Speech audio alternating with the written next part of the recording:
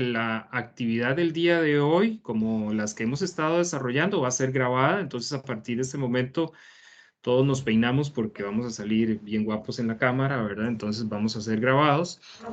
Tengo el agrado de presentarles. Hoy tenemos a don Sergio Abarca Monge, quien, aparte de investigador, es un compañero del INTA y bueno, directamente del MAC y del INTA, y es especialista en el tema de cambio climático. Ha presentado varias investigaciones y ha estado capacitando en el tema, y el día de hoy tenemos el placer de compartir la presentación que nos ha traído, y ya nos estaba adelantando un poco con datos muy actualizados. También recordarles que este tema es parte de muchos de los programas de estudio de la modalidad agropecuaria. Entonces los materiales tienen alta pertinencia para lo que nosotros vamos a desarrollar en nuestras lecciones con los estudiantes. Don Sergio, sin más preámbulo, los dejo con los compañeros y compañeras docentes de colegios técnicos profesionales, y adelante, será un placer escucharlo. Bueno, muchas gracias. Para mí es un honor estar con ustedes. Y bueno, aquí tenemos una compañera del MAC también que ha hecho posible que se coordine todo esto, que es Gretel Rodríguez.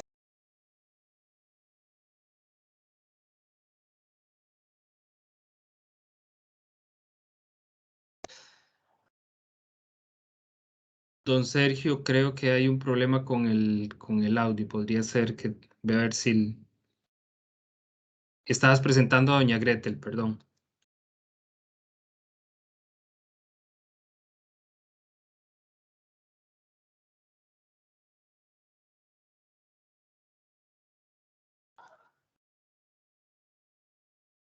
Don Sergio, escucha, tiene desconectado el audio. Sí, pero no Sí, sé por qué adelante. sucedió.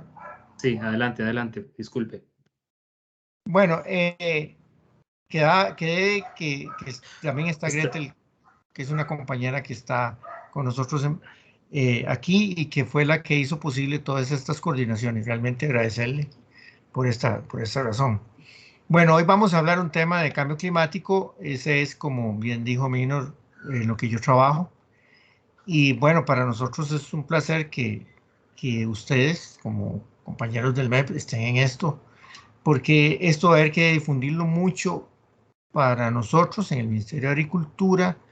Es como el norte de lo que viene. Vamos a ver que los temas de la agenda agropecuaria están cambiando radicalmente y que ahora todo el mundo piensa cómo se producen las cosas y cuánto impacto causan en el ambiente el producir. Entonces vamos a hablar un poco de eso al principio. Eh, yo no veo a la gente con la manita levantada, entonces le voy a pedir el favor a Minor que ahí me avise cuando haya alguien Sí, que señor. tenga alguna consulta o duda. Pueden hacerlo cuando consideren, no vamos a esperarnos al final, es mejor en el acto. Entonces, nada más ahí nos avisan y por supuesto que trataremos de evacuar las dudas que sean necesarias. Yo traje una presentación de sensibilización, que la llamamos así, es de introducción a este tema eh, para homogeneizarnos en los criterios y si después se ocupa más, como hemos pensado que sí, ya vendrá otros temas que serían más específicos y más dinámicos también. No sé cuánto es difícil para mí mantener la audiencia ahora, porque la presentación pues es casi 2 horas. No sé, Minor, si vos me decís, en algún momento podemos hacer un pequeño receso, si la gente se siente con deseo de hacerlo. No tengo ningún problema. Si le Eh, parece, don Sergio, más bien ahí las disculpas del caso, lo hacemos por el horario en el que estamos, lo hacemos corrido más bien, ok, y de acuerdo. en un solo tracto. Entonces, bueno, está bien. Y entonces vamos a empezar. Bueno, el tema es muy amplio, es cambio climático y agricultura. En la primera, vamos a ver un poco de los temas que yo traigo aquí. Vamos a hablar un poco de sus emisiones, de las emisiones de gases de efecto invernadero y sus regulaciones. Esto está siendo regulado ya. Vamos a ver algo de un repaso, pienso que para ustedes podrá ser un repaso de los ciclos del carbono y el nitrógeno. y por qué son importantes repasarlos y en el contexto del cambio climático. Y bueno, después vamos a bajar ya los temas más agrícolas, viendo la finca como una unidad básica de procesos de emisión y remoción de gases de efecto invernadero. Después vamos a ver la carbono neutralidad, que yo pienso que fue una estrategia importante de Costa Rica en el adelanto a lo que venía, se adelantó muchos años, como estrategia de mitigación. Y bueno, y después, porque si nos da tiempo, ahí seguiremos, cómo hacemos las estimaciones de emisiones nosotros en las fincas y las de remociones. Vamos a ver por qué hablamos de emisiones y remociones. Y después, si nos queda chance, pues un poco el balance de gases de efecto invernadero, nosotros le llamamos GIE, y remociones de carbono, al final. Más o menos así va a ser. Esperemos que nos alcance el tiempo. Bueno, para empezar, vamos a hablar de qué es un gas de efecto invernadero para irnos poniendo todo en contexto. Yo vi el afiche que presentó Minor y me parece que fue un acierto en lo que él puso ahí en las figuritas, son parecidas a estas. No nos pusimos de acuerdo. Bueno, un gas de efecto invernadero es el gas de la atmósfera natural, que ya sea natural, porque lo puede emitir un volcán, un pantano, el océano, un bosque, o antropogénico, porque es producto de la acción del hombre, que absorbe y emite radiación del espectro de radiación infrarroja. Esto es así, y nada más aquí yo voy a andar, ¿se acuerdan? Básicamente del Sol recibimos dos tipos de radiaciones, la ultravioleta y la infrarroja, la visible también, pero bueno, esta es la normal, pero la radiación infrarroja es la que nos causa el problema. Es la que calienta el planeta y es la que ya no sale tanto de la atmósfera como antes. Es emitida por la superficie de la Tierra, esto es así, los rayos como se ve en la figura de la derecha, abajo, los rayos pues entran a la atmósfera y pegan en la superficie del suelo, y cuando esta energía es reflejada, ya es reflejada como energía infrarroja, que ya le cuesta salir de la atmósfera si encuentra en qué pegar. Y entonces se encuentra con las moléculas de los gases que hemos lanzado a la atmósfera y empieza a pegar y empieza a rebotar. Eso es lo que realmente pasa. Eso es sencillo de entender, entonces, pero es la infrarroja la que nos causa estos problemas. Las mismas nubes son obstáculos para la salida de la radiación infrarroja. Y bueno, y esta propiedad de que se convierte en un obstáculo y además el obstáculo se calienta, como sucede si ponemos una olla con agua, el obstáculo para que el agua no se riegue en la olla, y si es de metal en un fuego, pues empieza a calentar, y incluso la olla retiene parte de la energía. Eso mismo pasa con el gas se calienta, y entonces también retiene parte de la energía, y eso hace que ese gas pues también genere más calor. Entonces produce lo que llamamos el efecto invernadero. El efecto invernadero es el origen del cambio climático. Y los gases que emitimos a la atmósfera son los que producen el efecto invernadero. Además, la atmósfera contiene un número de gases de efecto invernadero de muchas formas. ¿Qué es lo que ha pasado con la humanidad en los últimos 200 años? Bueno, tal vez menos, pero más o menos estamos tomando los datos de hace 200 años para adelante. Es que hemos lanzado no solo los gases que naturalmente lanzábamos en mayor proporción por las acciones del hombre, sino que hemos fabricado otros gases para nuestra comodidad, que también son lanzados a la atmósfera en pequeñas cantidades, pero que tienen un potencial de calentamiento global, que ahorita lo vamos a ver, extremadamente alto. Entonces, tenemos ese otro grupo de gases artificiales, por llamarlo de esa forma, o sintéticos, como los llamamos nosotros, que también forma parte de ese, pues, de esa barrera para que la radiación infrarroja salga. Y bueno, ahí tenemos unos, todos, por lo menos los que trabajamos en agricultura hace muchos años, conocimos el bromuro de metilo, bueno, con sus moléculas de bromo y su adicción por hidrógenos, que forma ozono en la capa baja, que también se convierte en otro gas de efecto invernadero, los hexafluoruros de azufre, que se usan mucho, y por eso puse esta lámina aquí, para hilar en los medidores. Ahí, cuando vamos a ver ahora un poste de luz con un medidor, vemos que por lo menos 1 kilo de hexafluoruro de azufre tiene, y ese es solamente que 26.000 veces más retenedor de calor que el CO2, ¿verdad? Los hidrofluorocloruros, que ya los FS6, FSC, que ya no se usan mucho, pero que destruyeron mucho de la capa de ozono en los años 70, cuando usábamos muchos de desodorantes con ese tipo de propelentes. Ahora también se usan algunas cuestiones de limpieza, pero en menor grado.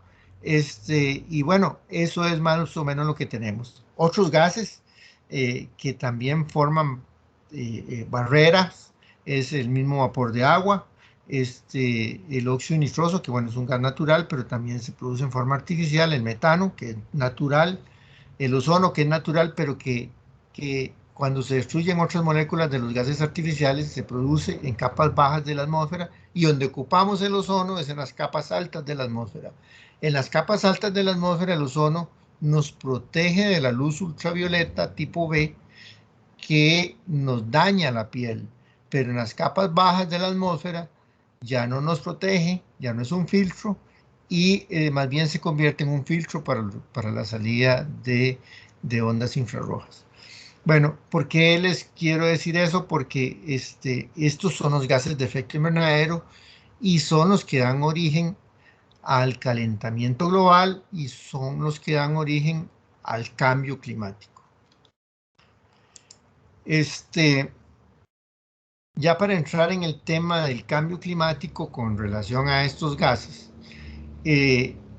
había que tomar decisiones hace varios años de cómo se medían estos asuntos, y entonces en el tema de cambio climático todos estos gases tienen un potencial de calentamiento global que es la capacidad de retención de calor que tienen ellos mismos, y que no dejan salir los rayos infrarrojos.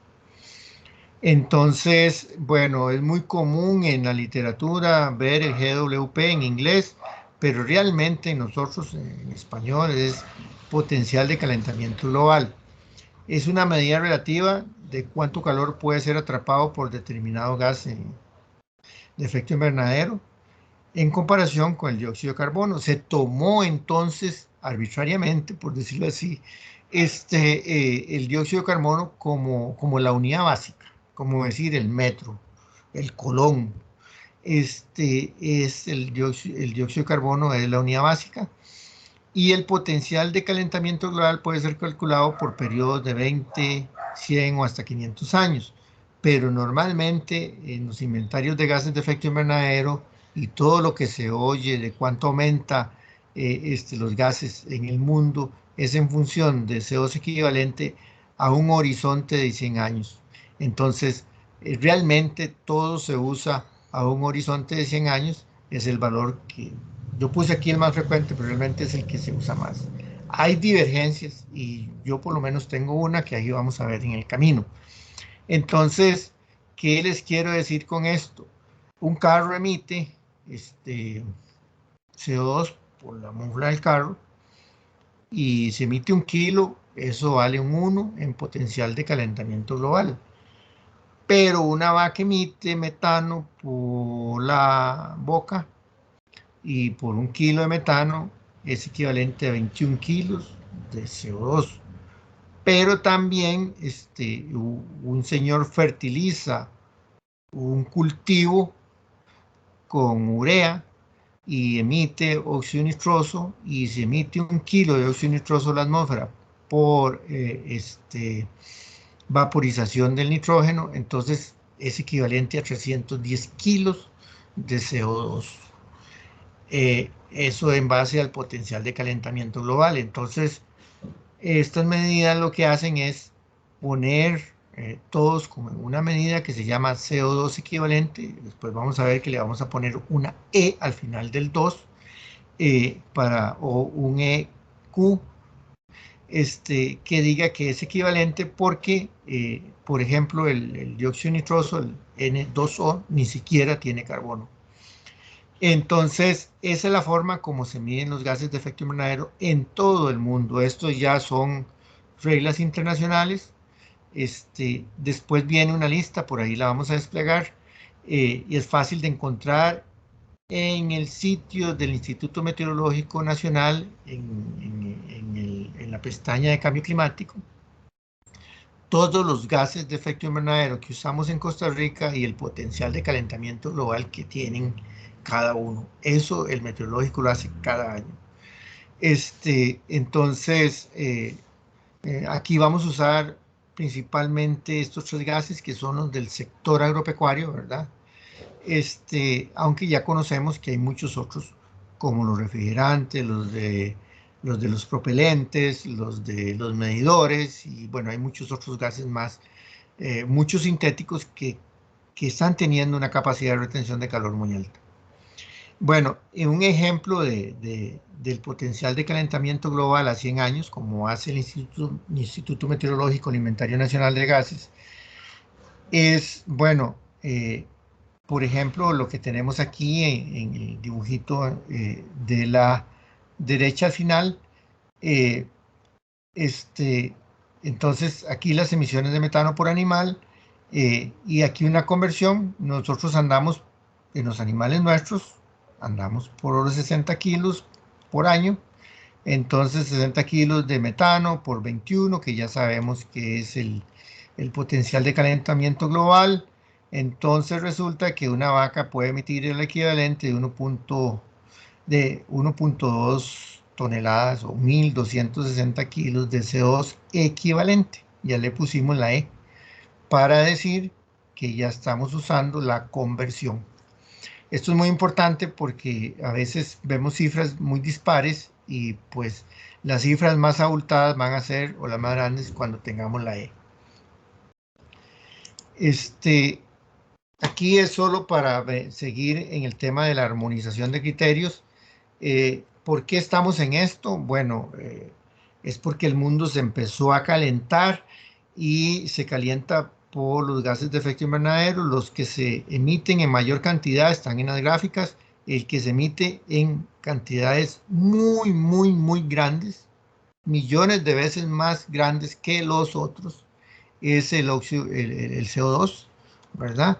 Entonces aquí es partes por millón. Así es como se mide la concentración en la atmósfera, y ahorita vamos a ver cómo ha variado esto en la atmósfera mundial. Los otros gases, ustedes pueden ver, el óxido nitroso es partes por billón, ¿verdad? Es 1.000.000 de veces menor que pero bueno, también aumenta, y con ese potencial de calentamiento global que ya tenemos, y esta es la página del Instituto Meteorológico 310, esta tabla, que es la que yo les digo que actualiza el IMN todos los años, ya vemos que entonces, cuando lo convertimos a CO2, pues casi que llega a ser parecido a y ya también conocemos que el metano es 21 veces mayor en efecto de retención de calor, y entonces cuando es en partes por billón, pero después hay que transformarlo a CO2 equivalente, y entonces vemos que tenemos una montaña de CO2 equivalente.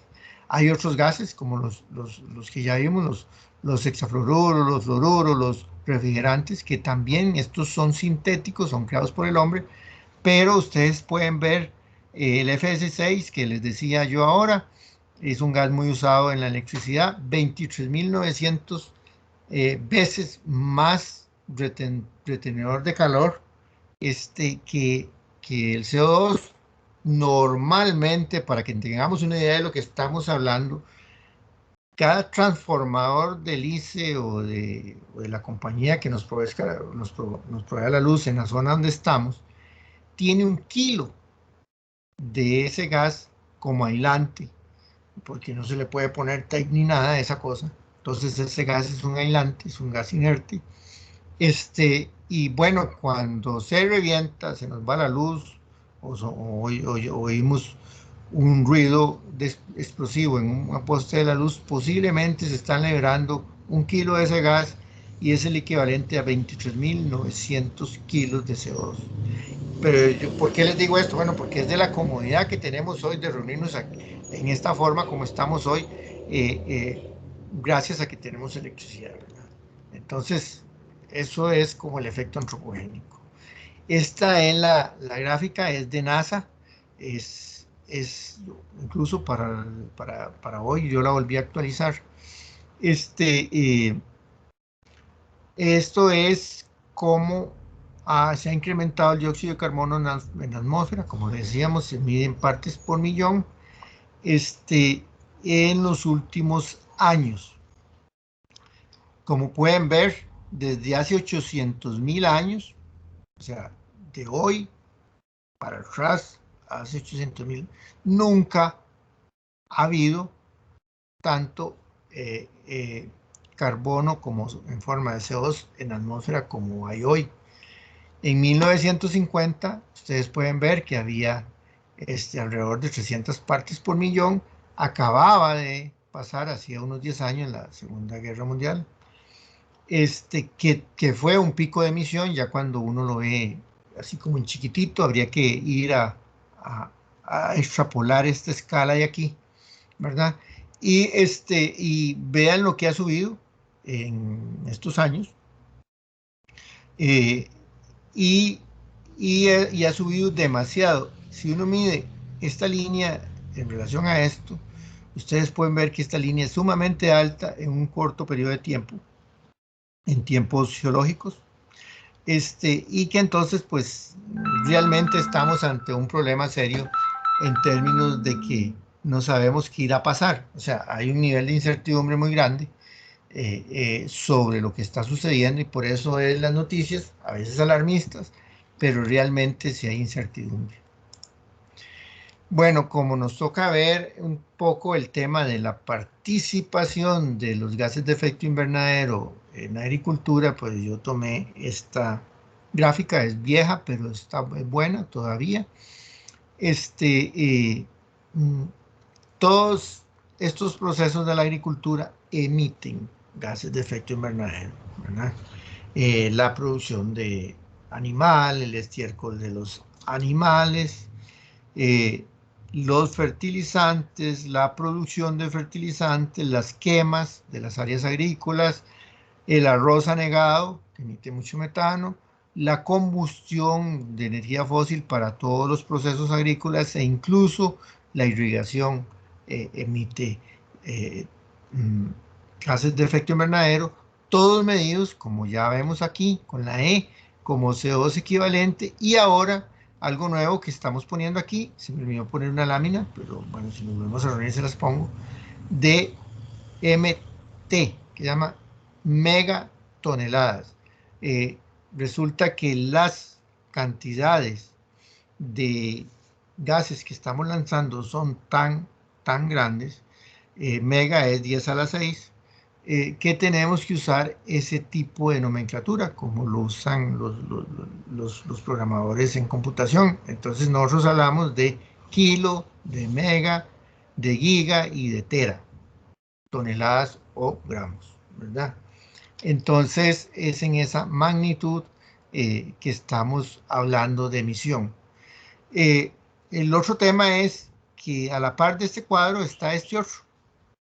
Resulta que la agricultura tiene una función que no tienen los otros emisores. Por ejemplo, si nosotros tenemos una empresa de buses o una empresa de camiones o vagonetas, nosotros somos emisores netos. Echamos gasolina, la quemamos para que los motores se muevan y para andar recogiendo gente, piedras o cargas.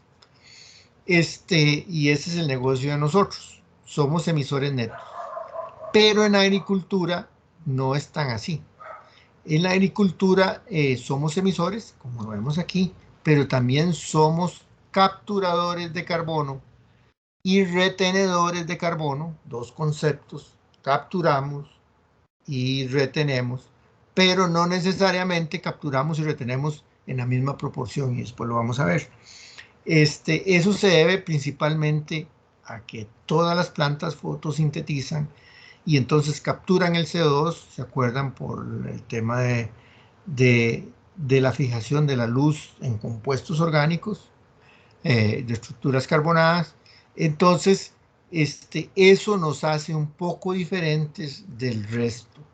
Desgraciadamente, nunca se ve esa parte que en cambio climático, esas capturas, porque captura el CO2 junto con la radiación solar, el agua y los nutrientes para que en la fotosíntesis se produzcan tejidos que después van a ser granos, frutos, eh, tallos, tubérculos que van a ser de provecho para nosotros y que también van a quedar en el suelo en un residuo.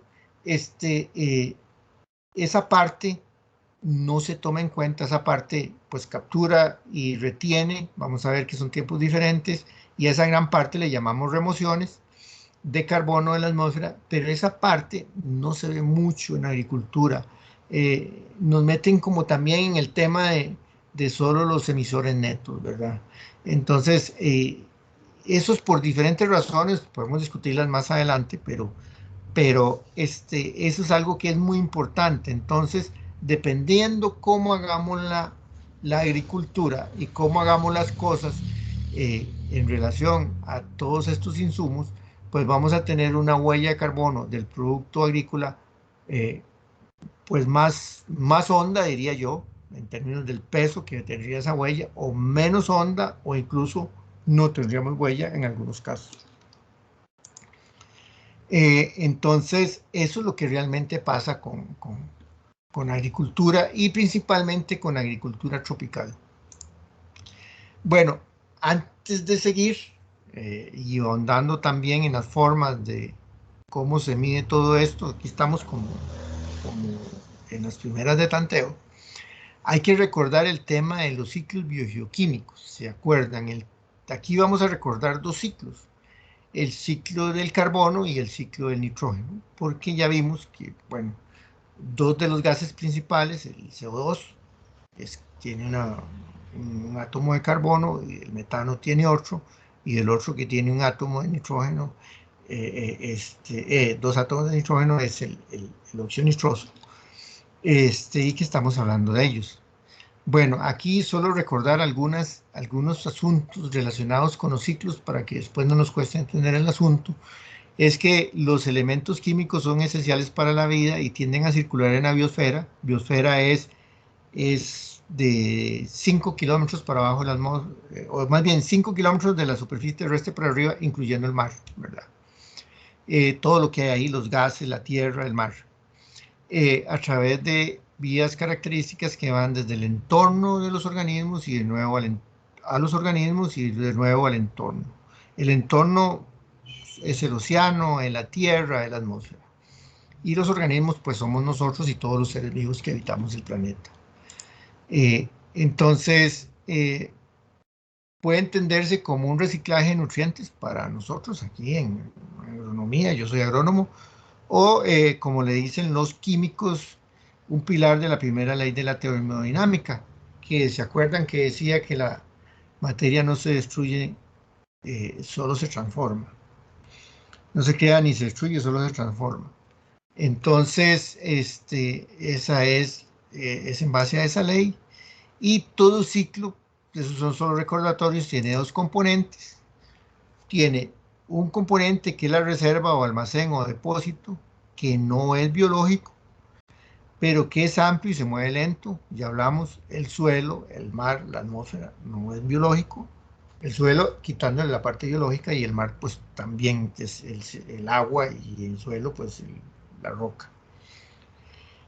Y el otro tema es que es cíclico, que es el ciclo que es una pequeña porción activa que realiza un intercambio rápido entre un organismo, como nosotros comemos, y el entorno, ¿verdad?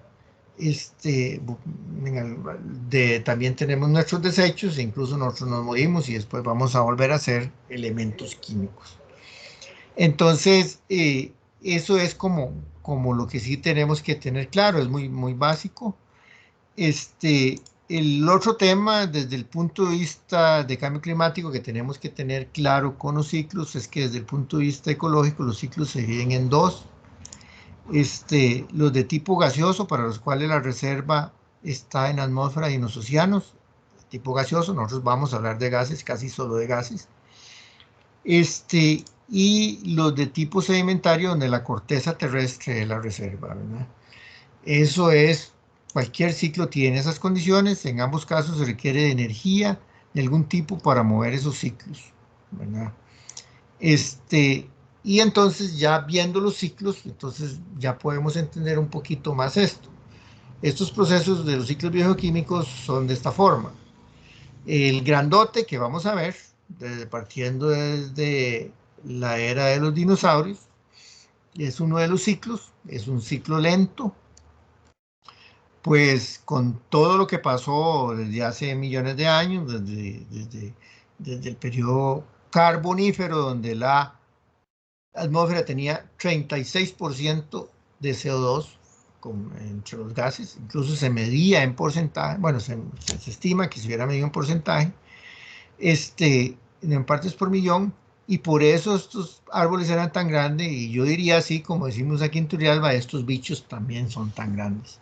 Bueno, se murieron con los cataclismos, quedaron enterrados a una alta presión en el subsuelo y sin aire, y se licuaron y se hicieron petróleo.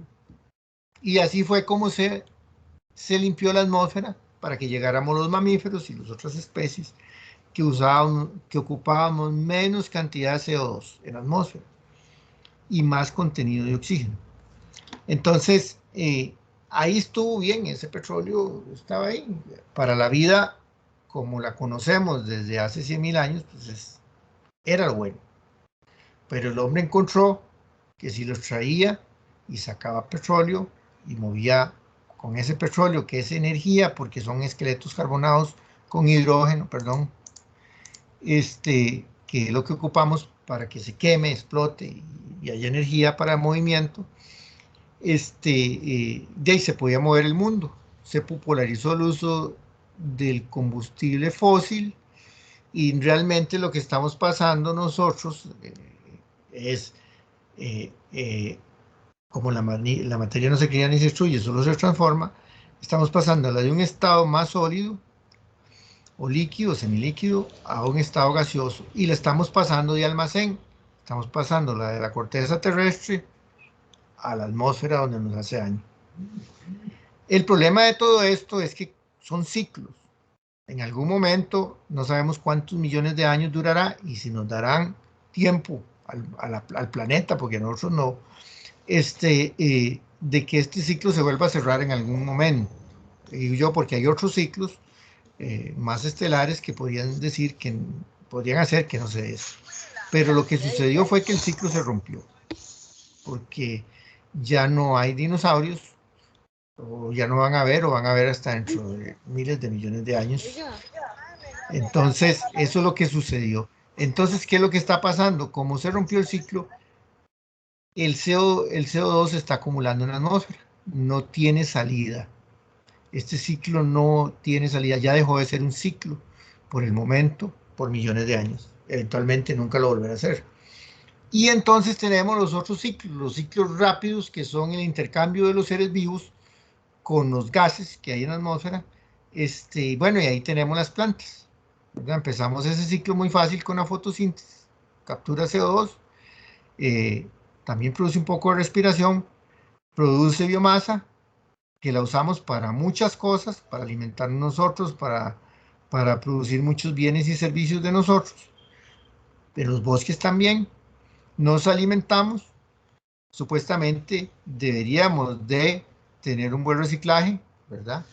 De todo lo que puede ser utilizado como carbono puesto al suelo, ahorita lo vamos a ver, para que se convierta en materia orgánica y que se vuelva a dar el ciclo. Estos ciclos son extremadamente rápidos.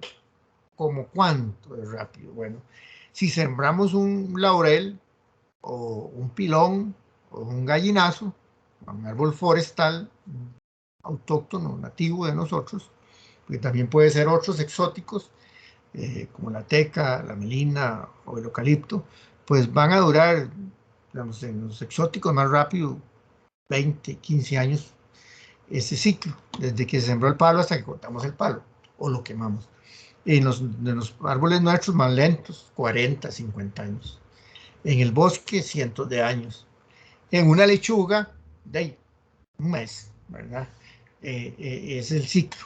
Y, y los dos, tanto la lechuga como el árbol, capturan carbono. Lo único que no capturan en la misma proporción ni lo retienen en la misma proporción. El árbol lo va a retener hasta que lo quememos o lo destruyamos. Y la lechuga pues la va a retener hasta que no la comamos, ¿verdad? Entonces por eso yo hablaba de que estos procesos de captura, todos capturan en diferentes proporciones, los que tienen más hojas y más capacidad fotosintética, pues más, y los otros, la retención va a ser diferente porque el árbol tiene una estructura de fuste y ramas leñosa que almacena cantidades importantes de carbono mientras esté vivo. Mientras que la lechuga no tiene esas estructuras y nos comemos las hojas. Entonces en esto tenemos los ciclos rápidos, que son los de la agricultura nuestra, y este ciclo que ya se rompió, que no tiene salida por el momento, y que nos está causando el problema aquí en la atmósfera. El otro ciclo es el del nitrógeno. Es un poco más complicado en términos de todos los compuestos que se fabrican, intermedios, pero es sumamente sencillo de explicar en términos de por qué es importante. Ya dijimos que el nitrógeno tiene un potencial, el óxido nitroso, que es el gas del nitrógeno que tiene potencial de calentamiento global, que es muy alto, 310, es el más alto del que produce la agricultura. Es muy importante en el calentamiento global. Es el tercer gas en importancia que llena la atmósfera entre este grupo de gases de gases de efecto invernadero. Y bueno, ¿cómo podemos explicarlo? Lo más fácil es explicarlo con un ejemplo. Y es el que yo tengo ahí a la derecha. Esto es con los datos que dice el IPCC, que es el panel intergubernamental de cambio climático, que también renuevan las guías de cómo se mide todo esto y que son las que usamos los países estandarizadamente en todo el mundo para medir las emisiones. Y bueno, y la última actualización de ellos la hicieron en el 2019. Bueno, si aplicamos 100 kilos de urea, que tienen 46 kilogramos de nitrógeno, y se volatiliza el 1% de esos 46 gramos de nitrógeno, pues se volatiliza 460 gramos o 0.46 kilos. Ahí hay que hacer una transformación molecular porque se volatiliza el 1% del N2 como molecular, ¿verdad? Simple. Y nosotros tenemos que pasarlo a óxido nitroso. Y entonces los pesos moleculares del nitrógeno es 28, cada átomo pesa 14, y el del NO, el de N2O pesa 44 con el átomo de oxígeno y los dos átomos de nitrógeno. Entonces hay una relación de 1.56 para convertir nitrógeno a óxido nitroso. Eso hay que hacerlo. Entonces podríamos hacer que 0.46 gramos por 1.57, que es la relación, entonces ya tenemos en óxido nitroso que se produjo 72 gramos, que ese es el que realmente va a calentar la atmósfera. Pero como lo tenemos que expresar en CO2 equivalente, y ya sabemos que el potencial de calentamiento global del óxido nitroso a 100 años, como hace todo el mundo, es 310, entonces tenemos que multiplicar ese 0.72 gramos de óxido nitroso que se formó a partir de la volatilización del nitrógeno por 310 y entonces ya nos da 223 kilogramos. Estamos pasando de unidades de gramos a unidades de kilogramos. Ahora aquí lo tengo todo en kilogramos, pero aumenta muchísimo. Y eso es una gran cantidad de gas que estamos lanzando cuando aplicamos fertilizantes granulados al suelo, por ejemplo. Y es porque sucede todos estos procesos de mineralización y parte del nitrógeno se va a ir en estas formas químicas, y la que nos interesa a nosotros es esta.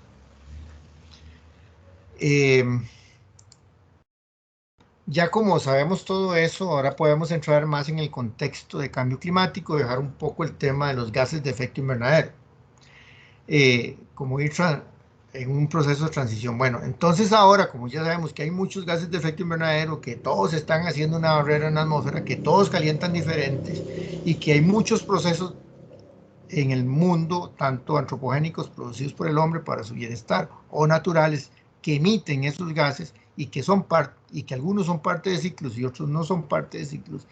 Entonces ya podemos ir viendo que el tema del cambio climático pues empieza a ser importante en términos de que echamos a la atmósfera como si fuera un basurero gases. Y entonces podemos ver aquí cómo se parte la emisión de gases en las diferentes actividades del hombre. Entonces podemos ver, por ejemplo, que esta parte celeste, 21% se debe a la industria, un 14% al transporte, un 6,4% a los edificios, y el AFOLO, esto es porque tienen las siglas en inglés, pero es agricultura, forestales y otros usos del suelo o de la tierra. Ahí encierran a la agricultura. ¿Y por qué la encierran en esa forma? Agricultura, forestales y otros usos de la tierra, porque es la única que se netea, porque se acuerdan que tenemos esa doble posibilidad de emitir y capturar. Entonces aquí los bosques son capturadores y aquí los meten dentro de agricultura, forestales y otros usos de la tierra. Y lo que podemos ver aquí, como solo estamos dirigiéndonos a este pedacito verde, que es muy grandote, ¿verdad? Representa el 25% de las emisiones globales, una cuarta parte. El 24% de las directas, o sea, directamente emitimos eso, y 1% de las indirectas, usamos electricidad y otras cosas.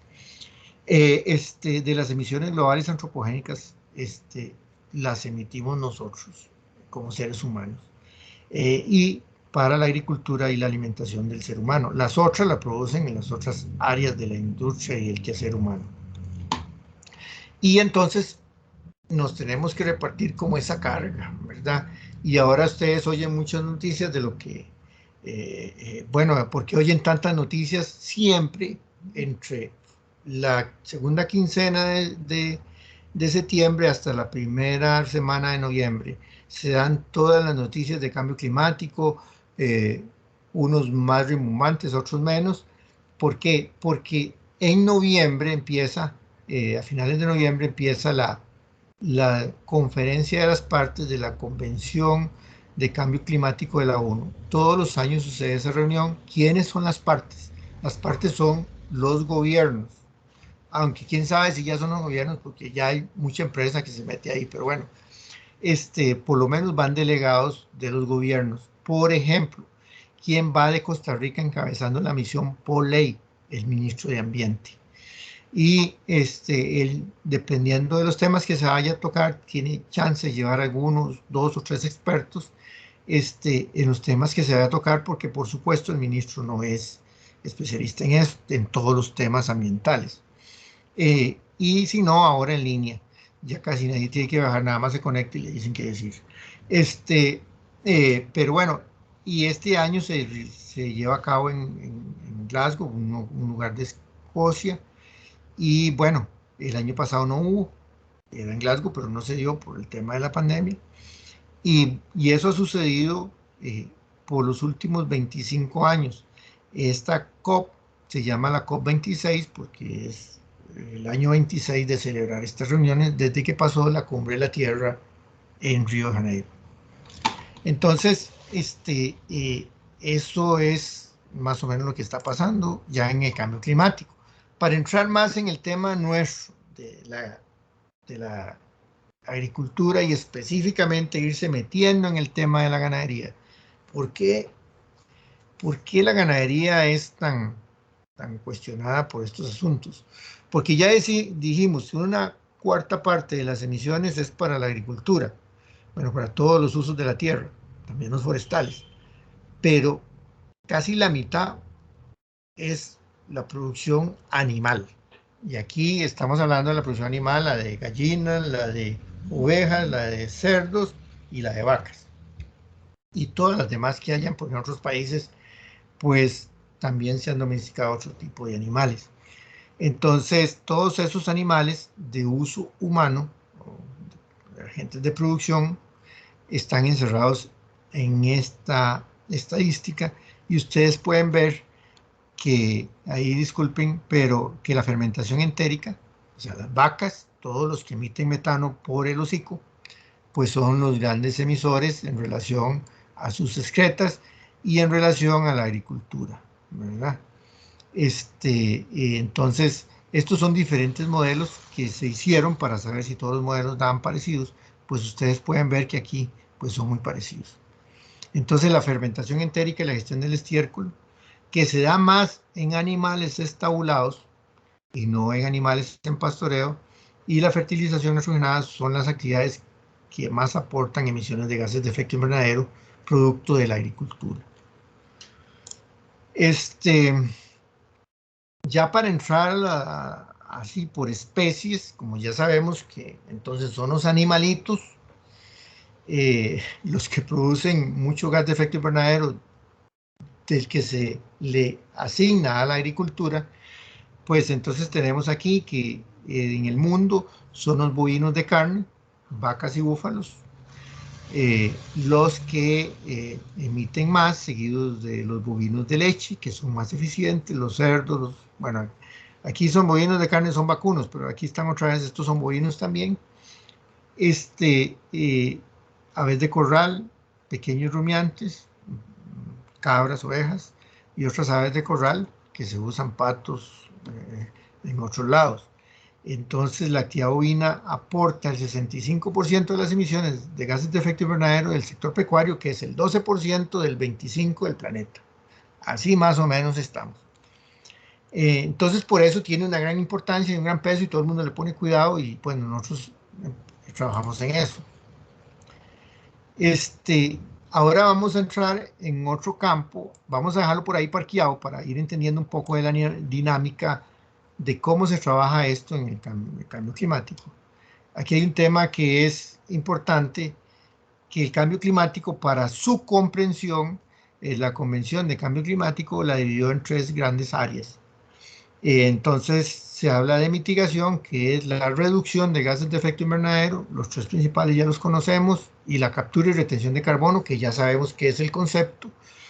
Un concepto nuevo que no hemos tocado aquí en esta reunión, que es la adaptación.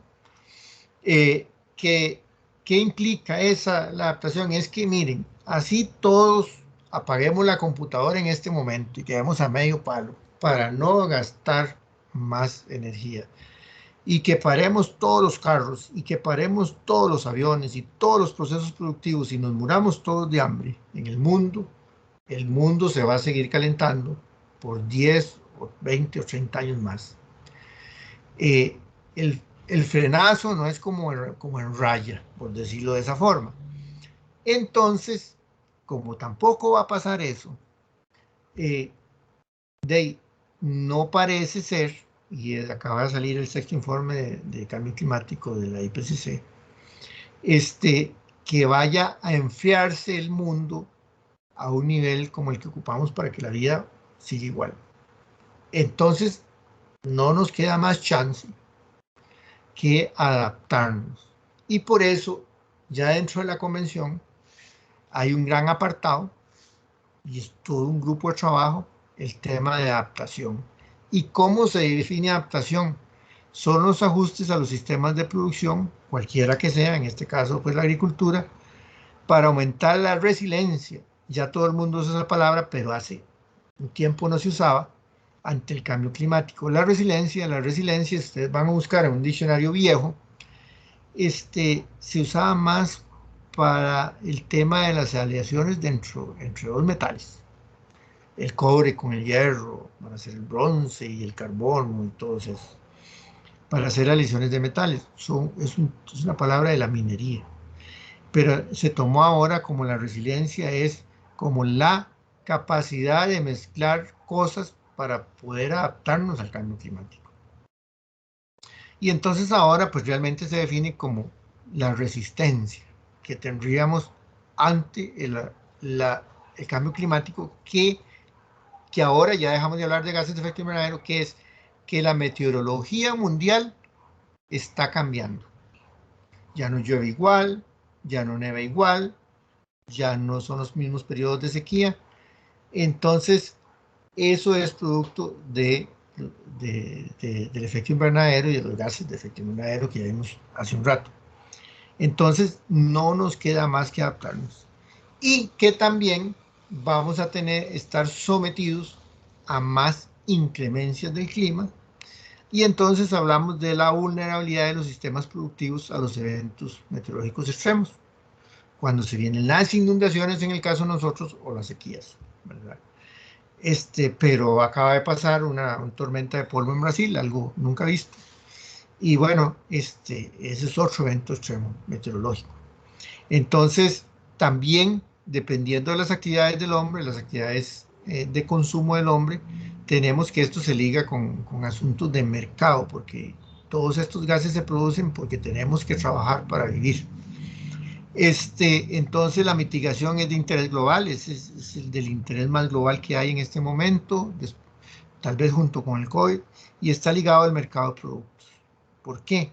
Porque para lo que ustedes quieran hacer, vamos a emitir un gas o varios gases en una o menor proporción.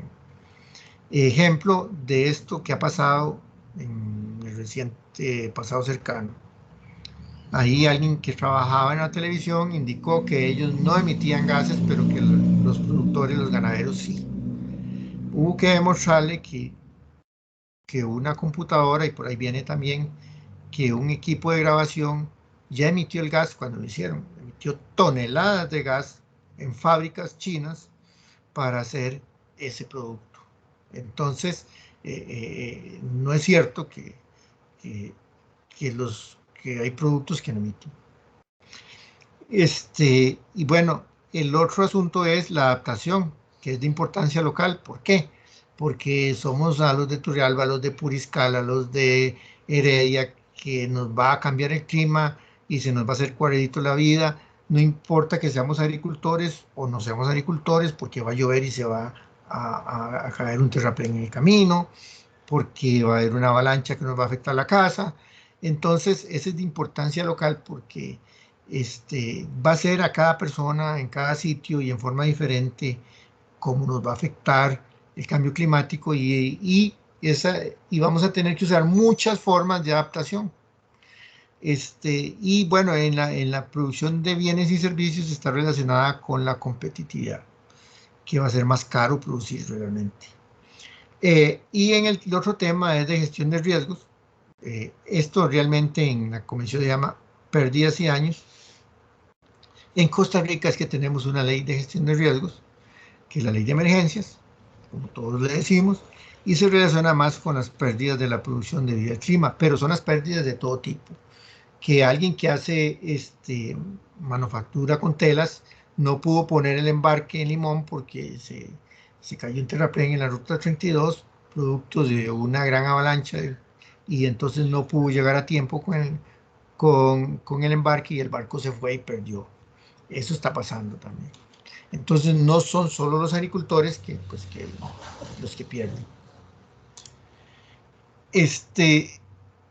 En adaptación para la agricultura específicamente, lo que vemos es que es sumamente difícil y compleja. Además, está relacionada directamente con el clima, las costumbres de los pueblos. Hay gente que dice, yo hago esto así, aunque usted me diga que el clima va a cambiar. Y los individuos, ¿verdad? Y el doble esfuerzo que implica de cambiar muchas cosas que ya no vuelvan a ser igual. En Costa Rica, además, tenemos otros temas que se suman a la complejidad, que es la cantidad de microclimas y zonas de vida y unidades fisiográficas y diversidad que tenemos, porque aquí se nos van a disparar las plagas, en un lado las vamos a controlar de una forma, en otro lado no podemos de esa forma y habrá que buscar otra forma.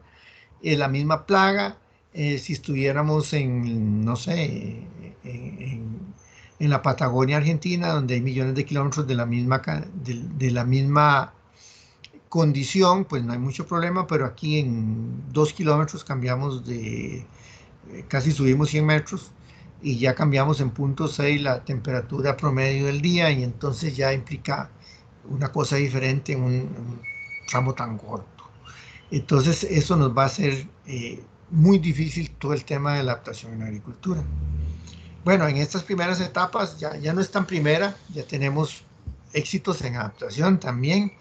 Se encamina a conocer las variaciones ambientales que están ocurriendo en una localidad y el nivel de plasticidad, otra palabrilla ahí, plasticidad, como la plasticina, cuánto nos podemos alargar o encoger para seguir viviendo y produciendo, ¿verdad?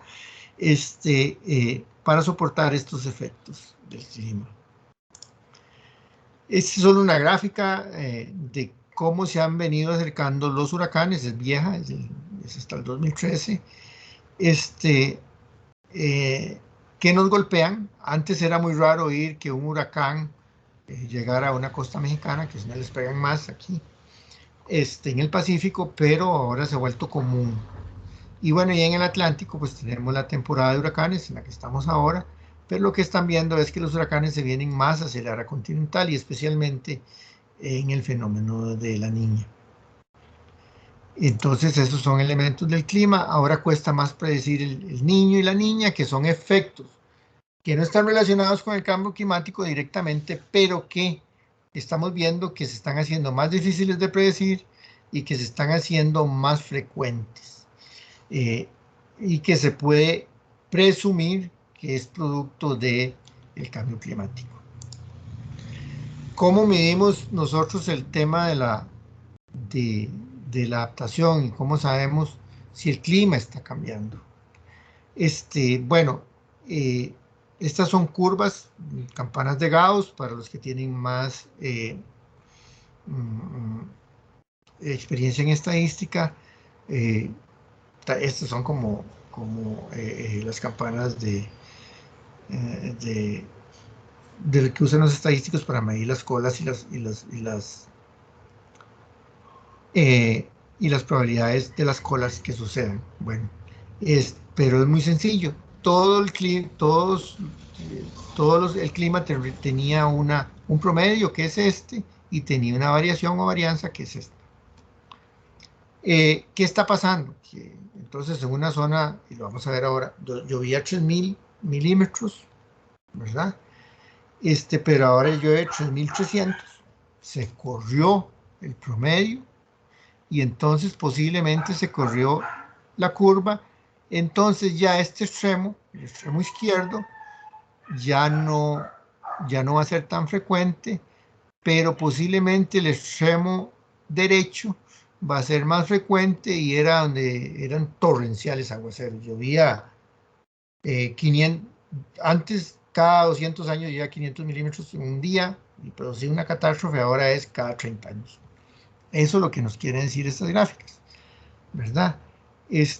También puede ser que solo se movió la curva, puede ser que se acható, entonces esta varianza es más grande, entonces a veces llueve, ya no sabemos si en enero siempre llueve igual.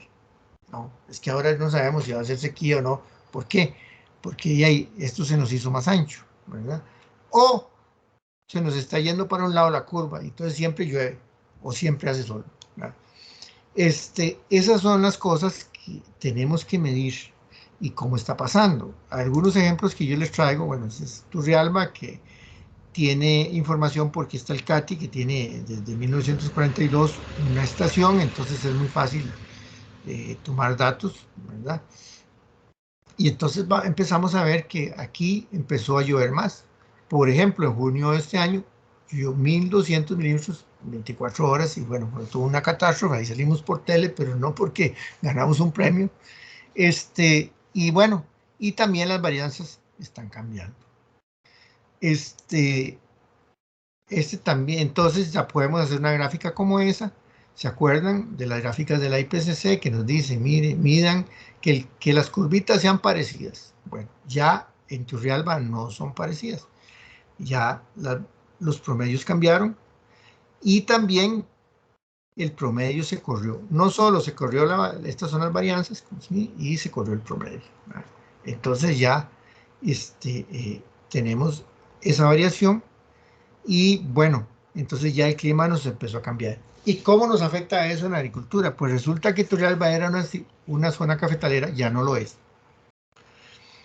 Y bueno, hubo gente que murió diciendo que ya se acabaron los hombres que cogían 20 cajuelas de café por día, ya no existen aquellas mujeres que cogían 24 cajuelas por día, ya eso se acabó. Ya la gente de antes se fue. Y tal vez no era tan cierto. Resulta que es que ahora hay una granea permanente del café, porque ya el café no sabe cuándo florecer, porque si normalmente hay un estrés hídrico, florece y se vino un aguacero y se cayó la flor. Entonces quedaron 4 granos, que de esos 4 granos 2 maduraron y ya los cogió el cogedor, ya solo hizo dos cajuelas y ya otro aguacero y otro aguacero. Antes había un periodo de beneficiado más corto, entre agosto y diciembre, y ahora pasan beneficiando todo el año, los que quedan, ¿verdad? ¿Por qué? Porque esa pura granía.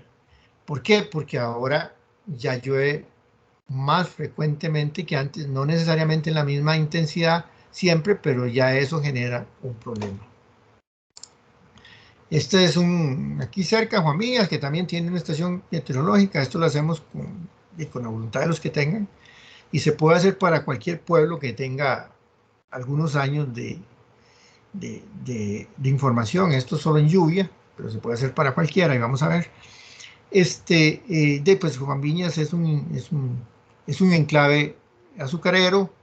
Les empezó a cambiar el clima, ya no podían tener las variedades de caña que tenían, que eran de 18 meses, ya se quedaban cortos para cortarlas, entonces entraron a variedades de 22 meses y tienen que comprarle ahora a productores de la zona para completar la zafra en relación a la capacidad del ingenio que tiene. Son temas que ya están documentados, ¿verdad? Aquí en Batán antes no se vendían las fincas por hectáreas, se vendían por galones de agua porque eso era un pantano, y ahora se venden por hectáreas y sirven para banano.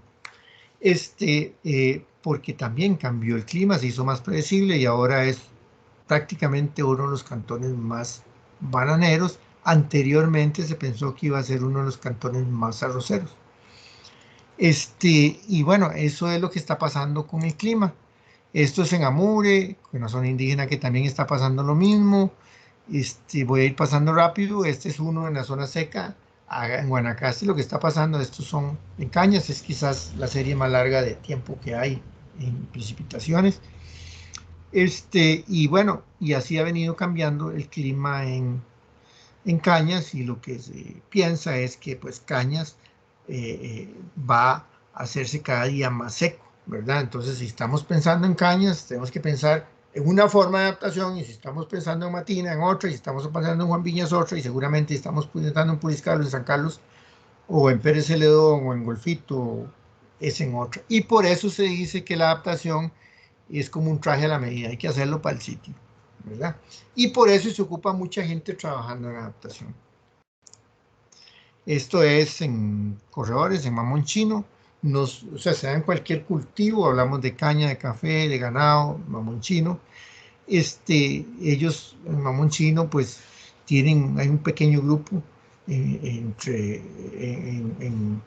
ahí por Cajón, en Pérez Celedón, que exportaba y produce bastante mamonchino, y en el 2010 prácticamente dejaron de exportar y dejaron de producir. Y bueno, nos pusimos a ver qué era con un grupo de expertos en mamonchino y vimos que era un tema de floración y que era porque el clima estaba cambiando y que entonces ya la mata no sabía cuándo florecer, y si no hay floración no hay fruto, ¿verdad? Entonces, bueno, es fácil de corregir, adaptación, bueno, hay que hacerle más drenajes, hay que generarle un estrés hídrico más artificial, ya no solo es porque ya dejó de llover y la planta piensa, bueno, me tengo que reproducir y entonces tengo que echar flor para que haya frutos. Y entonces eso es lo que está pasando en todo el país. Son ejemplos de Costa Rica, pero eso está dando en todo el mundo. Hablamos, todos los ejemplos anteriores fueron de una variable nada más, precipitación, ¿verdad? Y solo medida en una forma, acumulada anual. Pero las variables climáticas son varias, entonces esta es radiación, es en Turrialba, igual por la misma estación que tiene Katy, y ahí vemos que la radiación desde que Katy existe hasta la década anterior, pues ha venido disminuyendo. Esto es en megajulios por metro cuadrado por día, esas son las unidades, para cada mes del año, en un periodo de varios años, y entonces vemos como que Turrialba se está oscureciendo, por decirlo de esa forma. Y lo que estamos viendo es que eso tiene una implicación en la agricultura, porque si las plantas ocupan luz para sacar el CO2 de la atmósfera y formar frutos y comida, pues van a hacerlo más lento. Por ejemplo, en el tema de pastos, que era donde estábamos nosotros, crecen menos, más lento, porque hay más cantidad de días nubosos, aunque no llueva. Y bueno, la solución entonces de adaptarnos a qué? A periodos de rebrote del pasto más largos y hacer un pastoreo más profundo, más intenso de cada porcerito, porque de esa forma vamos a tratar de que las vacas coman la misma cantidad de materia seca. Y bueno, porque eso hace que el pasto crezca menos. Es un caso también específico, pero no solo ahí, ya hablamos del café, ya hablamos del rambután, ya hablamos de la caña, ya hablamos del pasto, y bueno, este es en Cartago, donde hay mucha horticultura, este también es en términos de radiación solar, ahí es mucho más nuboso, ahí como que en Cartago se está poniendo oscuro de verdad. Hay una reducción muy significativa de la luminosidad, y entonces las crucíferas, eh, las cucurbitáceas, llega a decir las ayotáceas, eh, eh, los tomates, las papas, empiezan a cambiar toda su fisiología. Entonces aquí siempre importamos la semilla de repollo, porque aquí en Costa Rica no podemos producir semilla de repollo porque no tenemos los días con la luminosidad para producir semillas de repollo. Bueno, y de un pronto a otro, pues en Pacayas de Alvarado empieza a florecer el repollo. ¿Ah? ¿Por qué? Porque tiene las condiciones de luz para hacer eso. El repollo piensa, mire, ya estoy como en la parte más templada del mundo, donde sí florezco, y entonces empieza a florecer, pero aquí no nos sirve que florezca, porque aquí lo que ocupamos es que el repollo esté bien arrepollado para hacer la ensalada, no para que produzca flor. Entonces, bueno, aquí hubo que cambiar de variedades, fue todo un problema, son muy pocos productores, por eso no se hace grande la noticia, pero bueno, tuvieron que cambiar de variedades muy rápidamente, hacer estudios para ver cuáles variedades pues se adaptaban y no florecían, porque no es el interés de nosotros que las variedades de repollo florezcan. Después, en el tema de la gestión de riesgos, también es ya lo último de los 3 temas de adaptación para entrar más como en adaptación, mitigación, adaptación y ahora la gestión de riesgos o pérdidas. Bueno, en Costa Rica el segundo gran perdedor por todos los eventos climáticos siempre es la agricultura. Lo único que cuando se va el puente o se va la carretera, es el Estado el que hace la reparación, y cuando se muere la vaca o se pierde el cultivo es el productor el que asume la pérdida. Entonces, y como son muchos, no hay como mucha noticia sobre eso. Pero bueno, esta es una zona lechera, la zona norte de Cartago, cerca del volcán Turrialba, que es una serie histórica que hubo que hacer un estudio sobre el tema porque ya la comisión de emergencia ya no daba bola. Casi todo, cada 2 años hay que declarar emergencia y dar recursos y dar plata. Y es como la emergencia se convirtió en el día a día. Y una emergencia no se puede convertir en el día a día. Entonces, ahí pueden ver las declaratorias de emergencia. Aquí ya hay otra, incluso, ¿verdad? La actual. Pero la actual tiene una singularidad. No fue grande, solo se declaró emergencia porque es por puentes y carreteras, no por el sector agrícola. Pero en las demás, siempre el sector agrícola. Y bueno, lo que pasó es que cuando entraban los temporales y las inundaciones, las vacas daban lástima y ahí tenían que producir leche. Con Costa Rica tiene una buena ley de emergencias. No se había implementado toda, pero ahora queda claro. eh, Anteriormente se quedaba en la fase de respuesta o shock, de entrega de alimentos para que los animales no se murieran, y ahora en la fase de reconstrucción, sistemas de producción para no reconstruir la vulnerabilidad. Y ahora que tuvimos este año, en el 2021, una situación similar, no hubo gente que dijera que las vacas se le disminuyó la leche, ni que se le murieron las vacas, como decían antes. ¿Por qué? Pues sí, fue una tormenta fuerte, porque estaban preparados y habían pasado de esta condición a esta condición. Toda la gente tenía invernaderos para albergar el ganado, los metieron ahí, pasó el aguacero y los animales siguieron comiendo porque tenían silos, y cuando volvió el sol los echaron afuera. Eso se llama adaptación. Antes no. Antes era un barrial potrero, las vacas estaban ahí, les daba mastitis, se morían.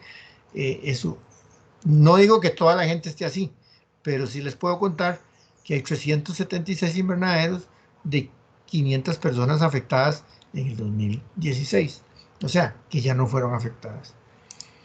Eh, bueno, para, para seguir con los cultivos, esto es como un spray de cosas. El banano. Bueno, ya vimos que Matinas hizo bananero, que es porque el clima cambió, que se drenó mejor. También le ayudó el terremoto de Limón, que levantó un poco la parte continental y drenó más el suelo. Bueno, todo eso pasó en Matina, pero al final, hoy se siembra banano. Pero los bananeros, tienen que echar plaguicidas. Y resulta que en la medida que se hace el clima más húmedo, como está pasando en el Atlántico, los hongos y las plagas se reproducen más veces por año. Entonces, ¿de qué les queda a estos señores? Echar más venenos. Y hay un veneno que echan muchísimo, que son fungicidas. Y hay uno, básicamente, que yo lo señalo aquí, los fungicidas son esta línea, y uno que es como el que es la pomada canaria, porque sirve para todo, el mancozeb. Resulta que eso está pasando, se están incrementando en algunos periodos del año las cantidades de aplicación, se están disminuyendo los intervalos de aplicación, porque tienen que echar, porque si no los hongos, principalmente la cigatoca negra, pues mata el banano. Entonces, lo que está pasando es que ellos dicen, no, pues es que aplicamos menos por tiro o por cada vez de que pasa el avión, pero aplican mucho más veces en el año. Entonces en el acumulado, pues están aplicando una mayor cantidad anual de este plaguicida, que entonces empieza a salir en los orines de los niños, en los pupitres de las escuelas, en la comida de cualquier cosa que está en esa zona donde pasó el avión y fumigó. Entonces empezamos a ver que, bueno, ¿y cómo ligamos eso? Que quiten a los bananeros. Son unos contaminantes. No, es que para poder mantener, se han tenido que adaptar en una forma no aconsejable, porque otra forma es buscar medidas más ecológicas, ¿verdad? Pero también aquí hay otros elementos, y este es el último ejemplo que pongo, como que eh, mm, eh, las empresas de plaguicidas empiezan a hacer ofertas para que sigan aplicando más, y entonces no se buscan otras alternativas. Este, Eso es más o menos lo que está pasando. Bueno, ya hablamos un poco de la gestión de riesgos y el sector rural sí que siempre sale perdiendo. Voy a pasar esto rápido porque tal vez no nos interesa mucho porque ya hemos venido hablando mucho de eso. Y bueno, y entramos a por qué empezamos con nosotros con el tema de los NAMAs y estos temas que son más de lo que nos tiene hoy aquí. Es que, bueno, dicen, ¿a quién le toca hacer la mitigación? Eh, Esto es relativamente problemático. Bueno, yo creo que el que le toca hacer la mitigación es el que contamina más, pero bueno, no necesariamente es así. Lo que ha pasado es que el aumento del bienestar económico, el crecimiento demográfico significa también un mayor impacto para el ambiente. Hoy somos casi 8.000 millones de viejos en el planeta, y todos queremos vivir lo mejor posible y el mayor tiempo posible. Entonces, esto hace que demandemos muchos recursos del planeta. Entonces, solo hay dos formas, de acuerdo a esta autora, Catherine Krankos, es periodista, escribió un libro viejo ya, Ecología S.A. se llama. Entonces, solo hay dos modos, modificando los hábitos de consumo de las personas, que eso es lo que quiere hacer Europa ahora. Europa y Bill Gates quieren decir, no, es mejor hacer fábricas de alimento y hacer la carne sintética, hacer la leche sintética, hacer el cacao sintético, hacer el café sintético, y que todos esos tierras que están ahí, que ya no se van a ocupar, que se produzcan árboles, ¿verdad? Y bueno, ¿y de qué van a vivir las personas esas? ¿Acaso que les van a regalar todo lo sintético? Todo lo sintético está patentado y todo lo sintético es a base de un solo producto, soya, que no producimos en Costa Rica. Bueno, ese es un tema que se va a discutir en Glasgow. Si empiezan a ver las restricciones en algunos hábitos alimenticios del mundo. Y ahí vamos, por ahí vamos. Nosotros estamos en contra de eso porque si nos hacen comer lo que ellos dicen, nos lo van a vender también. Y no vamos a tener medios de vida para producir la plata para irlo a comprar. Porque no se va a producir en el país. Y lo otro es cambiando las estrategias que se utilizan para producir bienes y servicios. En eso sí le entramos. Bueno, vamos a ver cómo hacemos para hacer mejor el asunto y producir mejor. La tendencia que había hasta el momento, porque este año, en noviembre, se va a discutir eso, es que los consumidores prefieran que las empresas cambien de tecnología y que el uso de tecnología más sostenible sea un valor agregado a los productos. Pensábamos que la leche iba a ser un ejemplo y no ha sucedido. Nosotros pensamos en un momento que, bueno, así como lo mandan a uno a comprar un bombillo LED, ¿vale? Y trae un incandescente, bueno, se hace un nicho. Mm, También podríamos producir leche LED, verduras LED, frutas LED, o sea, con baja emisión. Bueno, no ha sucedido de esa forma. Parece que en los países nuestros nadie paga esa diferencia. Y parece que en los países ricos sí están dispuestos, pero no la mayoría de la gente. Pero bueno, esa es la ruta que nos sirve, de hacer más sostenible la agricultura. No de que nos digan que debemos comer. Y bueno, ¿y por qué decimos eso? Porque si nosotros produciéramos computadoras, posiblemente, sí, yo soy un culpable de la emisión, porque he hecho tantas computadoras que he emitido tanto, ¿verdad? Estos son los parámetros que tenía eh, Apple por hacer computadoras hace algunos años. Eh, entonces, fabricar una computadora portátil de bajo costo, como en la que estoy yo, pues ya esta computadora para hacerla emitió 200 kilos de CO2 equivalente. Y un celular, 750 kilos. ¿Y cuántos estamos pegados hoy a esta reunión? Pues contemos celulares y computadoras y eso se vuelve en miles de toneladas, ¿verdad? Entonces, eso es el problema que tenemos. Hay cosas en las que sí se ve que la emisión es fuerte, la medimos, nosotros pensamos la agricultura, las benditas vacas, pero cuando tenemos una computadora o un celular que pese menos de 100 gramos, porque entre menos pese es más caro, pensamos que no emitimos, ¿verdad?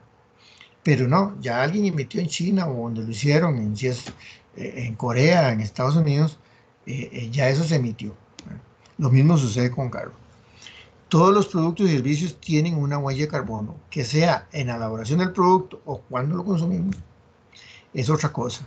Y cada persona, de acuerdo a su estilo de vida, es responsable de su huella de carbono. Por ejemplo, si yo quiero cambiar de celular todos los años, esfuerzo a que todos los años al menos 750 kilos de CO2 se lancen a la atmósfera para satisfacer mi necesidad. Y si además cambio la pantalla, y si además cambio el carro, y empiezo en ese consumo de ese tipo de cosas que yo, no, esto no emite. En cambio la vaquita sí, en cambio el fertilizante de la papa sí, no es cierto. Eso lo emitieron en otro lado, y como lo emitieron en otro lado no nos damos cuenta. Yo no sé si hasta aquí hay alguna prueba. Bueno, este es un caso que le decía a Minor, que es el que hizo Felipe Arauz, que la economía circular es lo que nos sirve a países como los nuestros en el tema agrícola. Bueno, cuando los amiguitos chinos, yo puse aquí Asia porque ya me iba a poner China, pero son chinos. Consumir 1 kilo de frijoles ticos reduce en medio kilo la emisión de CO2 en relación con los frijoles importados de Asia. O sea, si nosotros consumimos los frijoles de Upala, le hacemos bien al clima. No importa que le echen a uno. Pero si consumimos los frijoles de China, no sabemos cómo los producen allá, pero sí lo que sabemos es que el barquito va a producir una gran emisión trayendo esos frijoles y que por cada kilo de frijoles que traiga el barco, él va a emitir medio kilo de CO2 por el combustible que quema para transportarlos. Entonces, en este sentido, la economía circular en agricultura es fundamental. Es consumamos lo que produzcamos y seamos buenos produciéndolo y seamos ambientalmente buenos con el clima. Esto es más o menos lo que yo tenía por ahí. Bueno, ya vamos a terminar una parte. El otro tema es que Costa Rica, también se lo comentaba a mí, ¿no? Se adelantó unos años en el tema de cómo hacer la mitigación. Yo siento que somos buenos en eso. En ambiente somos buenísimos. Y es bueno. Bueno, Costa Rica hizo la proclama de carbono neutralidad en el gobierno de Oscar Arias en el 2007. Y eso fue excelente. La forma en que Costa Rica seleccionó hacer la mitigación es a través de la carbono neutralidad. Y por eso esa frase, la C neutro, sos carbono neutro, el Banco Popular es carbono neutro, el Banco Nacional es carbono neutro, hay hospitales carbono neutro, y bueno, hay fincas carbono neutro. Bueno, es porque es una forma de hacer la mitigación. Además de reducción, entonces dice, miren, sí, usted tiene que reducir las emisiones, tiene que ser más eficiente, pero también le permite la compensación. Y como en la agricultura, ya vimos que por la fotosíntesis las plantas capturan y retienen carbono, entonces nos permite hacer compensación. Para el sector agrícola esto es muy bueno. Hay otros métodos, por ejemplo, los métodos que tienen en Europa es el ciclo de vida del carbono, ya casi que ustedes lo han visto, hay muchos loguitos en el mundo de eso. Es reduzca, reduzca, reduzca, reduzca, y no hay otra forma, no hay compensación, porque ellos no tienen los ambientes necesarios para que la vegetación crezca al ritmo que crece aquí. Entonces ese es un tema que formas de cómo se hace mitigación, pero ya bueno, en Costa Rica usamos la carbono neutralidad y nos permite compensar las emisiones en términos agrícolas y forestales, porque incluso, ¿cómo se hace el Banco Popular carbono neutro si no tiene árboles? Va y le compra a Fonafifo los certificados de carbono de los bosques que tiene Fonafifo en pago de servicios ambientales. Entonces ahí entra otra vez, como nos meten agricultura y forestales en un solo saco en esto de cambio climático, entonces ahí también nosotros en los usos de la tierra. Y bueno, y por eso vemos que son como esas gentes las que se hacen carbono neutro, ¿verdad? no vemos ahí una empresa de autobuses todavía haciendo carbono neutro. Para ir terminando, ¿cómo hacemos los balances de carbono? Pues es un tema que nos interesa a nosotros en agricultura. Y bueno, y si seguimos en esto con el MEP, vamos a profundizar muchísimo en esto, pero hoy solo vamos a dar un vistazo.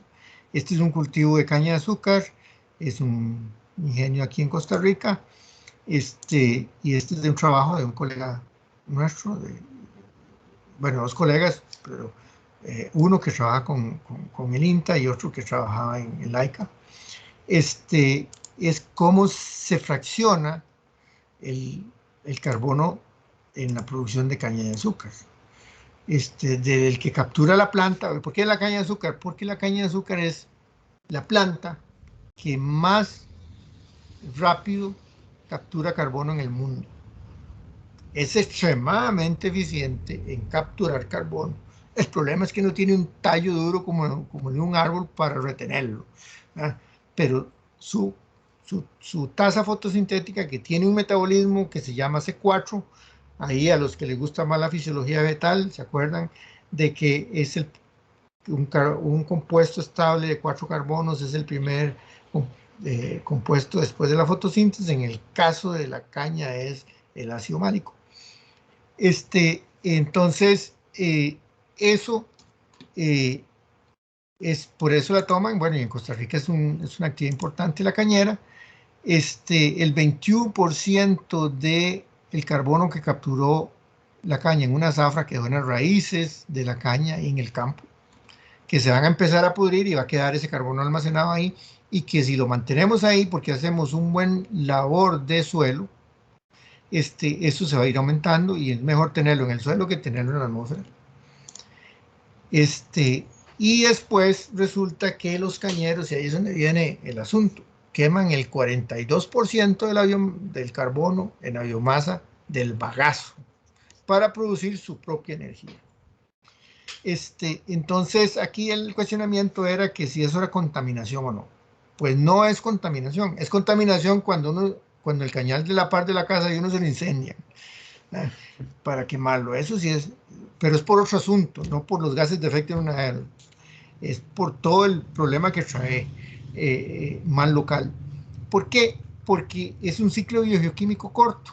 Resulta que este 42% de carbono se va a quemar en forma de bagazo para producir la energía, para mover esta industria, que se va a ir en forma de CO2 a la atmósfera, pero que la caña que va a volver a crecer lo va a volver a utilizar, ¿verdad? En la misma proporción. Yo no digo que sea exactamente la misma molécula, pero es en la misma proporción. O sea, entonces esto está en un ciclo biogeoquímico y más bien hay una fuga. ¿Cuál es la fuga del ciclo? De ahí el azúcar, que ese sí se va del sistema, ¿verdad? Ese sí se va del sistema. Entonces este ciclo es cerrado. Entonces, ¿qué resulta? Que los ingenios, por ejemplo, en países como Guatemala, se convirtieron en proveedores de energía eléctrica. ¿De qué tipo de energía? Biomásica. ¿Por qué? Porque están en un ciclo biogeoquímico. Nosotros no tenemos el problema, porque ya con la hidroeléctrica, que también es limpia, tenemos un buen nivel, ¿verdad? Pero si hiciera falta, podemos echar a esos recursos, porque a ellos les sobra energía siempre, a los ingenios en Costa Rica. Entonces, este es un ciclo cerrado que no es exactamente contaminación. Después, ya casi terminamos. Es que me voy a abusar porque nunca tenemos esta oportunidad de hablar tanto con gente que quiere conocer de esto. Bueno, todo esto ha llevado a las COPs, a la Comisión de Cambio Climático, a que todos los años se reúnen en algún lugar del mundo los ministros de ambiente de los países, y bueno, y generan,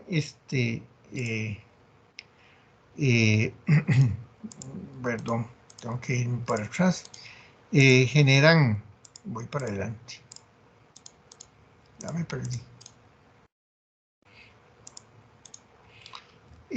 generan normativas, y todo esto, y ahí vienen que las normativas que estamos aplicando ahora, ustedes oyeron seguro a mí no hablar de NAMAs. Entonces NAMA es un mecanismo que se creó bajo internacionalmente en el 2012 y llega hasta el 2021. Es bajo la responsabilidad común y diferenciada, o sea, no todos mitigamos igual, no todos emitimos lo mismo y no todos mitigamos igual, hay que ver esas diferencias y las diferencias de quién tiene responsabilidades más grandes. Es un mecanismo que se estableció y se inscribe. ¿Para qué era? Para que los países en vías de desarrollo establecieran cuáles eran las fuentes de emisión en las que querían reducir antes del Acuerdo de París. Vino el Acuerdo de París, y ahora las NAMA ya no se van a llamar a partir del año pasado, bueno, es que hay un retraso de un año por la pandemia, ya no se van a llamar más NAMA, se van a llamar INSS. En inglés, ahí está, son las siglas en inglés, pero se llama Contribuciones Nacionalmente Determinadas, y ahora sí, somos parte de la ley de ratificación del Acuerdo de París, porque antes las NAMAs eran voluntarias, ahora las NS son ley. Cuando ratificamos nosotros en el 2016 el Acuerdo de París, pusimos un anexo que es a lo que nosotros nos vamos a comprometer, y ahí quedó que las dos NAMAs que teníamos en ese momento, que era la ganadera y la cafetalera, iban a seguir siendo pues priorizadas por el país para reducir las emisiones de gases de efecto invernadero, y quedaron incluidos los esquemas de MRV, que son monitoreo, registro y verificación de estas CNSs, o sea que es en lo que estamos actualmente trabajando, y ahí Greta les puede decir después todas las mediciones que tiene que hacer ella para el cumplimiento del RMV en Puriscal. Bueno, había que hacer una metodología, en ese momento no estaba, Costa Rica va adelante en metodologías, eso se los aseguro, en relación a los países tropicales. Y bueno, las metodologías ya las teníamos para emisiones de gases de efecto invernadero, ahí están. Es que tenemos que agarrar cada fuente de emisión de cada parte de la agricultura, y medirla. Ya están aquí, cuando yo digo IPCC, son el panel intergubernamental de cambio climático, el nivel de complejidad que queremos usar para la medición, y bueno, ya lo teníamos. La que no teníamos, porque nadie lo hacía en el mundo, solo Costa Rica, eran las remociones de CO2, en las mismas fincas. Y bueno, esa hubo que empezar a diseñarla. Ven, ahí no aparece tantas veces IPCC, excepto en el bosque, y en el suelo algo. Pero esa hubo que empezarla a diseñar. Y eso es lo que hacemos realmente en el NAMA y ahora en el MRV de la NS, para complicarlo todo ahí con tantas siglas. Lo que hacemos es que por un lado vemos las emisiones de las fincas, por otro lado vemos las remociones, todo lo trasladamos a una moneda común que ya sabemos que es CO2 equivalente, ya sabemos cómo, y hacemos un balance. A le restamos esto. Eso es básicamente lo que hacemos. Y si, y si, y si el valor es negativo, es carbono neutro. También si es cero, es carbono neutro. Pero si es positivo, le falta un poquito y llamamos que son emisiones netas. Es básicamente lo que hacemos. No sé si hasta aquí estamos bien. Vino es el que dice.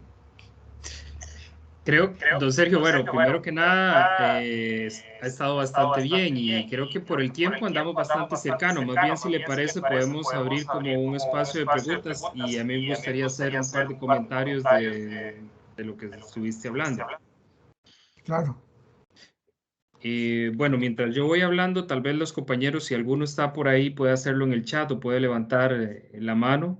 Me llamó mucho la atención de que nosotros tal vez cuando hablamos de gases de efecto invernadero pareciera que de repente uno los pesa igual a todos, ¿verdad? Pero cuando iniciaste la charla, definitivamente no es lo mismo uno que otro, a pesar de que se emiten diferente a la atmósfera, el peso es definitivamente abismal, ¿verdad? Cuando estoy hablando de uno en comparación con 320, uno se da cuenta de por qué unos son más apetecidos o más dañinos al medio de la atmósfera. Y me llamó mucho la atención el caso del SF6 que está en los transformadores, ¿verdad? Que es todo de un contaminante grandísimo, ¿verdad? En lo que tiene que ver con... el tema del Instituto Meteorológico Nacional y también para los compañeros que nos están escuchando el día de hoy, cómo es una fuente de información definitiva y actualizada sobre datos que pueden consultarse en cualquier momento, ¿verdad? De que creo que lo tienen al año, ¿verdad? Ellos tienen que estar Sí, actualizando esos todos datos los cada años. cuánto. Todos los años sacan un boletín de factores de emisión. Y es muy fácil de usar. Bueno, un compromiso que puedo hacer es mandarte el de este año y el link, porque eso se va a seguir actualizando para que ahí todos lo tengan. Si hay un cambio, ya sea nacional o internacional, ahí se ve. Ok, me llamó mucho la atención creo que de repente la gente a veces pensaría, inclusive creo que se ha dejado la sensación cuando se practica eso de que todos apagamos la luz, que es como un favor que le hacemos al planeta, que es una fecha que se utilizaba en algunos, se estuvo utilizando en algunos años, donde la gente apagaba la luz por una hora para darle como un aliciente al planeta, pero cuando diste el dato de que definitivamente esto no es un freno en raya, posiblemente ese apagonazo de luz podría estarse reflejando tal vez, no sé, como dentro de algunos años, para realmente que sea significativo, porque no lo vamos a Correcto. ver en el corto plazo, Corto plazo. sí, ¿verdad? Y me llamó también la atención el tema de los cogedores de café, ¿verdad? Que haya un impacto ambiental en la cantidad de café que yo pueda coger por la granea eterna que hablabas, ¿verdad? Y que no Correcto. hay, el clima en este momento no permite una maduración completa de las zonas en las que siempre fueron cafetaleras. Sí, así está sucediendo. Los datos muy valiosos, los que nos estás proporcionando con respecto a los cambios en las campanas de Gauss y las distribuciones y los picos que creo que para los muchachos puede servir muchísimo en los colegios técnicos para realmente visualizar cómo está impactando el cambio climático, el comportamiento de las regiones donde nosotros estamos viviendo, porque son zonas, por ejemplo, ahí hablabas del caso de Batán, Turrialba. Sí, sí. Voy a levantarme un momento para abrir la puerta. Es mi esposa.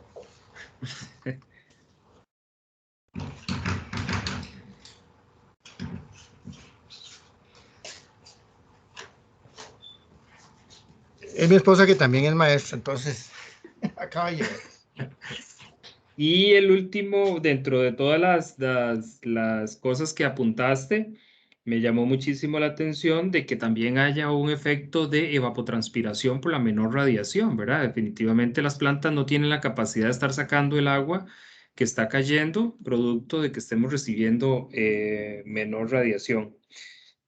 Por lo menos yo quería rescatar eso y definitivamente son datos muy valiosos. A veces se habla un poco del calentamiento global y los gases sin comprender la totalidad del fenómeno, ¿verdad? Y que es algo donde hay que ver aspectos de naturaleza química y datos un poquito más de ecuaciones y otras cosas. Y yo también, pues, me comprometo con usted, si quiere darle continuidad al tema de mediciones, de remoción y de todo esto en algunos centros educativos que sé que estarían interesados y que en el futuro pudiéramos hacer alguna articulación ya un poco más puntual, inclusive haciendo levantamientos, inclusive podemos utilizar los equipos de agricultura de precisión para hacer valoraciones, mediciones y creo que podría servir de datos. Así que si alguien está interesado de los colegios técnicos, pues yo creo que podríamos articular esto para el próximo año.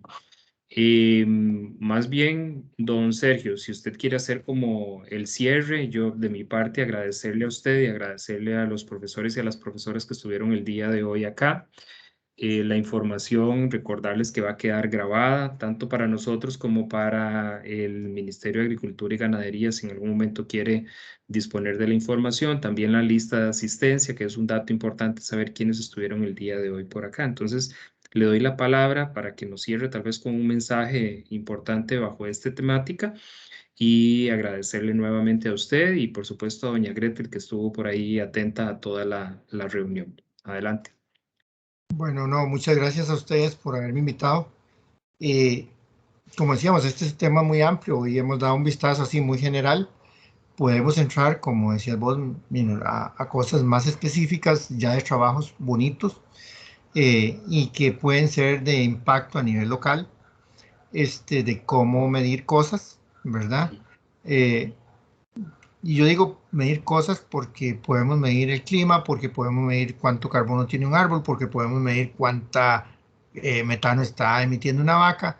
O sea, prácticamente con los elementos que estoy seguro que ustedes tienen bueno, en el colegio, se puede hacer mucho de estas Claro. cosas y con la utilización de tecnología nueva, si tienen un dron, si tienen un analizador de clorofila, si tienen un horno, o sea, si tienen una estación meteorológica, Sí. es muchas cosas como que se pueden hacer y más bien es como un aprendizaje de cuánto se puede hacer con esto, ¿verdad?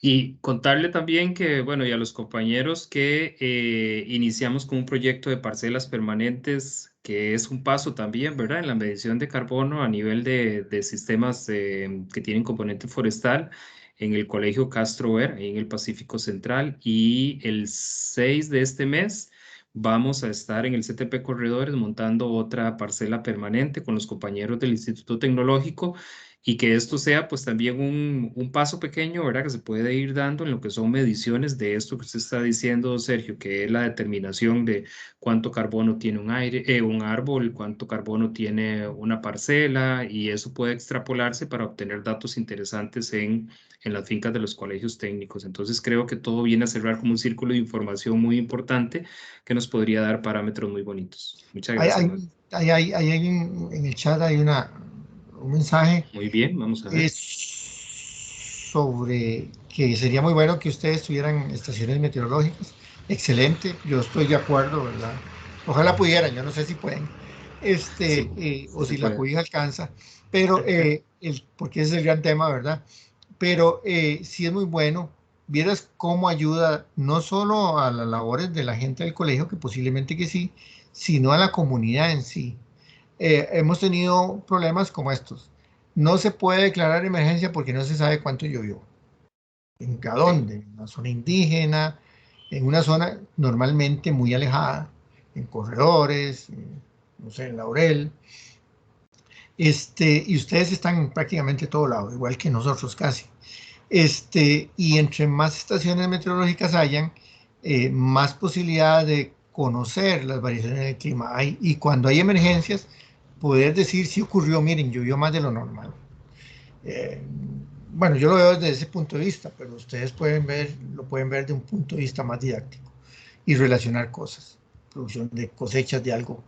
Por ejemplo, la gente de Mamón Chino, Rapután, ellos tuvieron que comprar la estación meteorológica para ir midiendo cómo va, para ver si tienen que hacerle zanjas para estresarlo para que florezca.